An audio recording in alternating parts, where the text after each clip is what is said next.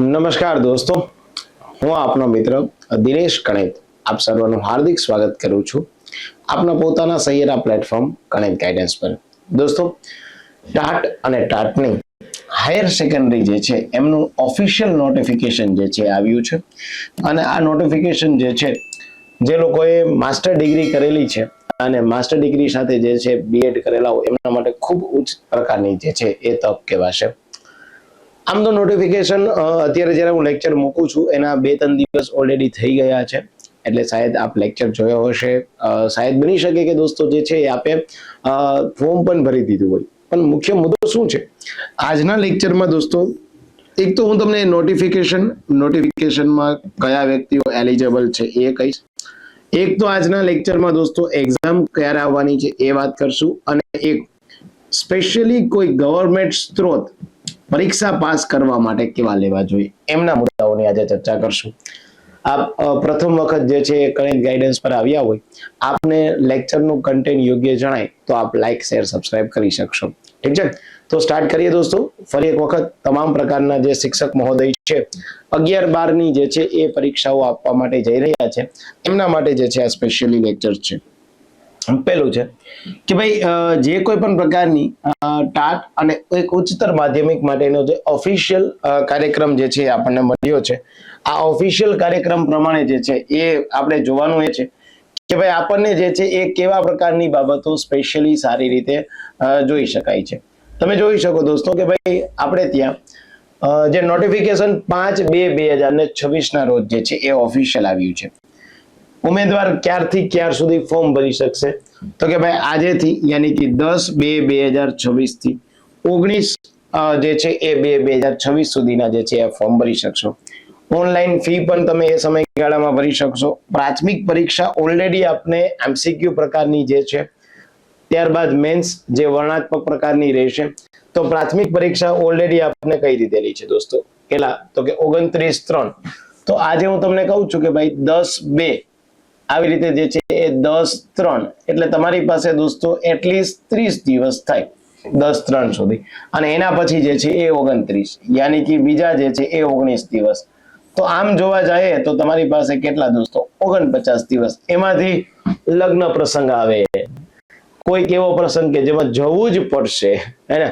તો જો તમે 45 દિવસનો એક જે છે એ માસ્ટર પ્લાન બનાવી દો તમારા માટે, જેમાં તમે રિસર્ચ કર્યું હોય, સરકારી સ્ત્રોતને લીધેલા હોય, કયા ટોપિકથી જે છે એ વધારે માર્ક કવર કરી શકાય એ લીધા હોય, એક એનું રિવિઝનનું પ્રોપર પ્રમાણનું જે છે એ શેડ્યુલ બનાવ્યું હોય, તો હું તમને ડેફિનેટલી કહું છું કે 45 દિવસમાં આપ સારી રીતે પરીક્ષા પાસ કરી શકશો, એમાં કોઈ શંકા નથી। ઠીક છે, મુદ્દો શું છે કે તમારે સિલેબસને સમજી એની સામે સ્ત્રોત લખવાના અને એ સ્ત્રોત જે છે એને ફોલો કરવાના છે। તો યાદ રાખવાનું થાય છે કે બહુ સારી તક છે, ફોર્મ ભરી દેવાના થાય। મેન્સ એક્ઝામ છે એનો કાર્યક્રમ પણ તમને સંભવિત આપ્યો છે કે આ તમારી 3જા મહિનામાં 29 તારીખે એક્ઝામ પ્રિલિમ્સ કન્ડક્ટ થઈ જાય, દેન મે મહિનામાં કદાચ મે બી ટેન્ટેટિવ છે કે તમારી પરીક્ષા લેવાઈ જાય। 3 જે છે એ તમારી સ્ટ્રીમ યાની કે ગુજરાતી માધ્યમ માટે, અંગ્રેજી માધ્યમ માટે અને હિન્દી માધ્યમ માટે। મતલબ કે દોસ્તો જે છે એ તમને સબ્જેક્ટ આપેલા છે ગુજરાતી માધ્યમ માટેના અકાઉન્ટ, કોમર્સ, બાયોલોજી વગેરે વગેરે। એક જે છે એ જ્યોગ્રાફી વાળો મુદ્દો હતો અને હાઈકોર્ટમાં જે છે એ મેટર પેન્ડિંગ હતી, પણ આ મુદ્દો જે છે એ ક્લિયર થઈ ગયો છે, એટલે હવે તમારે એ કોઈ ચિંતાનો વિષય નહીં રહે, હે ને? મતલબ કે જે છે એ તમારો મુદ્દો ક્લિયર થઈ ગયો છે, એટલે હવે ભૂગોળ સાથે સંબંધિત જે કોઈ મિત્રો છે એ સારી રીતે એક્ઝામ આપી શકશે।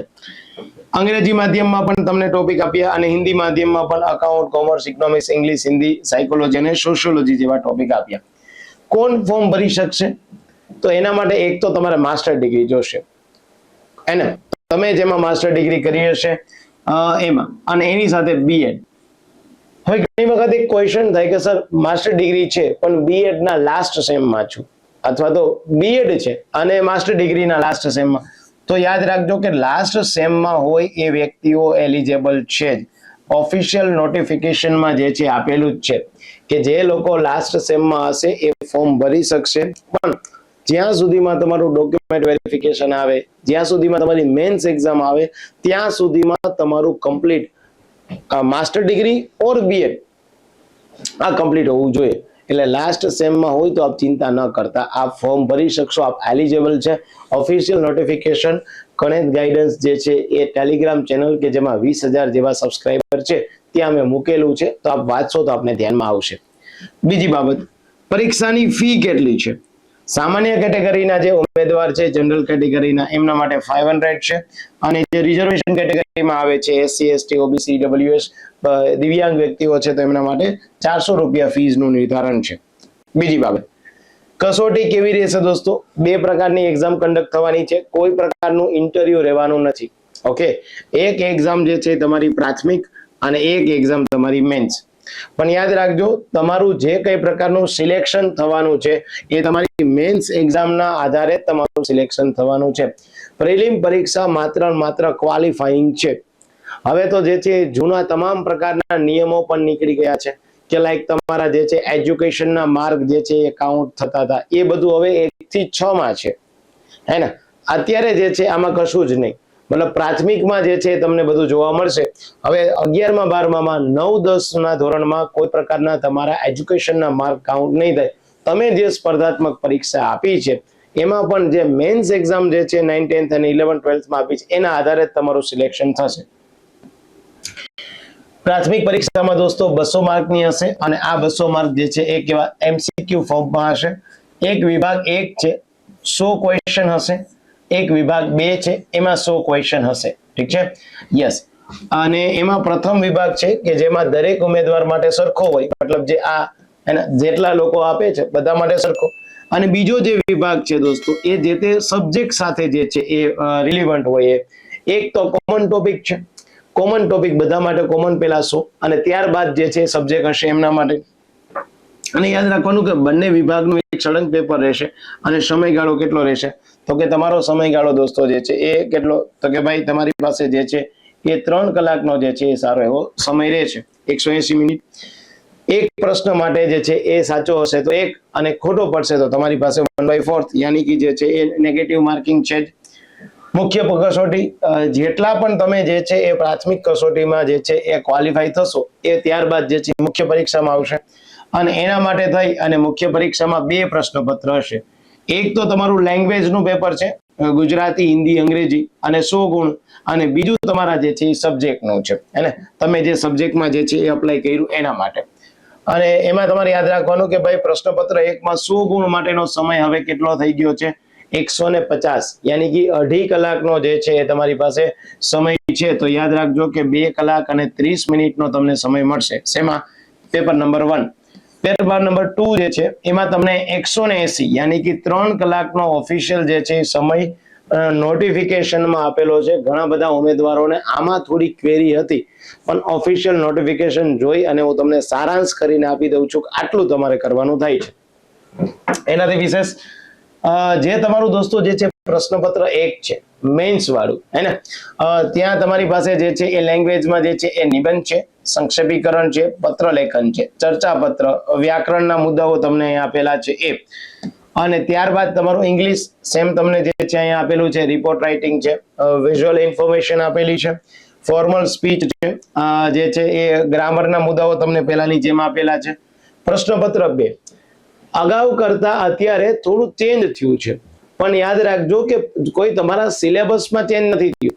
તમારા જે ક્વેશ્ચન અને ક્વેશ્ચન પૂછવાના જે બાબતો છે એમાં ચેન્જ થયું. લાઈક જે છે એ 7 પ્રશ્નો જે છે એ 5 ગુણના રહેશે. ત્યારબાદ બીજા 7 પ્રશ્નો 4 ગુણના રહેશે. ત્યારબાદ 11 પ્રશ્નો ફરજિયાત છે 2 ગુણના.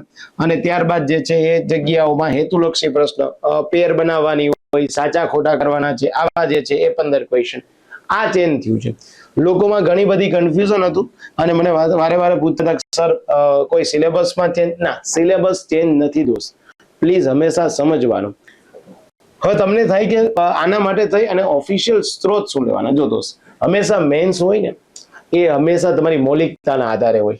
આના માટે તમે આ જે તમારી મેન્સ છે એમાં ઓફિશિયલ સરકારી સ્ત્રોત લેવા હોય ને તમારે, તો સરકારી સ્ત્રોતમાં તમે જે છે એ ખાસ ભાષા નિયામક કચેરીના પુસ્તકો લો. ભાષા નિયામક કચેરી. તમે માહિતી ખાતાના પુસ્તકો લો. તમને બહુ મજા આવશે. તમે બે વાંચો છો એવું બેઠે બેઠું જે છે એ પૂછાઈ જશે. ઇવન તમે દોસ્તો જે છે એ Baba Saheb Ambedkar open university, Indira Gandhi national open university, NIOS national institute of open schooling, આવા બધા પુસ્તકો સરકારી પુસ્તકો છે. GCERT NCERT તો છે જ, એમાં હું ના નથી પાડતો, પણ GCERT છે અથવા તો NCERT છે આ દરેક વ્યક્તિને ખબર હોય છે. આવા પુસ્તકો લેશો ને દોસ્તો તો ભાષા નિયામક કચેરીમાં તમને પુસ્તકો મળશે, ભાષા વિવેક, ભાષા સૌંદર્ય, તો એનાથી તમને બેઠે બેઠા ક્વેશ્ચન મળી જશે અને તમને એવું થશે કે યસ મારી પાસે કંઈક નોલેજ છે અને 11મા 12મામાં હું શિક્ષક તરીકે જે છે ક્યાંય જઈ શકું છું એવું નોલેજ છે. સો આપ જે છે ફોર્મ ભરી દેજો અને ત્યારબાદ જે છે આપણે વિશેષ પ્રકારની ચર્ચાઓ તો હું તમને એક એક મુદ્દાઓની કરી શકું. તો એક આયોજન કરવા માટે જે છે એ ખાસ યાદ રાખવાનું છે કે ભાઈ સરકારશ્રીએ બહુ સારું આયોજન કર્યું છે અને એક લેક્ચર હું તમને બીજો આવો આપું છું સ્પેશિયલી. આ તો નોટિફિકેશન આવ્યું છે, ઓફિશિયલ ફોર્મ ભરાવાની શરૂઆત થઈ છે તો હું આપને જે છે આજે આવ્યો છું, પણ એક હજી લેક્ચર આવું આપીશ તમને સ્પેશિયલી કયા ટોપિક ક્યાંથી લેવા. મેં તમને આ તો સ્ત્રોત તો આપી દીધેલા છે. નેક્સ્ટ લેક્ચરમાં જ્યારે આપણે મળશું ત્યારે હું તમને કહી દઈશ કે આ સ્ત્રોત તમને અહીંથી જ મળે. કે માની લઈએ કે ભાઈ તમારું પ્રિલિમ્સનું પેપર છે તો પ્રિલિમ્સના પેપરમાં જે છે આટલો સોર્સ તમને આટલો, સબ્જેક્ટ વાઇઝ કદાચ જે છે હું તમને મુદ્દો આપી દઈશ, પણ કોમન પેપર જે તમારું બધાનું 1 થી 100 ક્વેશ્ચન છે એના એક એક મુદ્દાઓ સરકારી સ્ત્રોત સાથે કહીશ. બીજું આવી જ રીતે જે છે એ પ્રિપેરેશન કરતા હોય 11 12માં જે છે એ જે ભરતી આવી છે એના માટે એનું એક અલગ ગ્રુપ બનાવેલું છે આપણે વોટ્સઅપમાં, જેમાં લગભગ 301 જણા છે.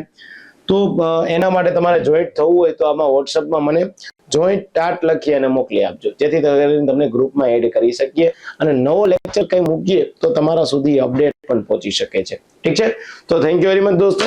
ફોર્મ ભરી દેવાના છે. ફોર્મ ભરવામાં પણ ખાસ ચીવટ રાખવાની છે, કોઈ ભૂલભાલ ના થાય, સ્પેલિંગ મિસ્ટેક ના થાય એની ખાસ તકેદારી રાખજો. મળીએ છીએ નવા લેક્ચરમાં. તૈયારીનો જે છે 40 થી 45 દિવસનો હું તમને રોડ મેપ આપી દઈશ અને એ રોડ મેપના આધારે તમે આરામથી જે છે વિધાઉટ એની સ્ટ્રેસ આપ પાસ થઈ શકશો. થેન્ક યુ વેરી મચ દોસ્તો.